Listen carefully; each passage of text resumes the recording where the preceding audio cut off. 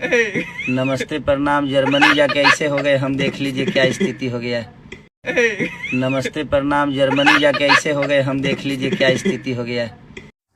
भाई लोग नमस्कार, कैसे हैं आप लोग देख रहे हैं बॉलीवुड एंटरटेनमेंट। और खेसारी लाल यादव जी ने एक कमाल का फनी वाला जो है वो रील बनाया है, और उसमें इफेक्ट जो है वो बच्चा वाला लगा दिया है फेस के ऊपर। और आप देख सकते हैं इन्होंने जो कहा है कि मैं जर्मनी जाकर ऐसे हो गया हूँ। जी, जर्मनी और अर्मेनिया दो जगह भी खेसारी जी गए थे। वहाँ पर जो है वो बवाल एकदम हिंदी वाला बॉलीवुड वाला वीडियो VYRL कंपनी के लिए जो है वो शूट करके आए हैं जनाब।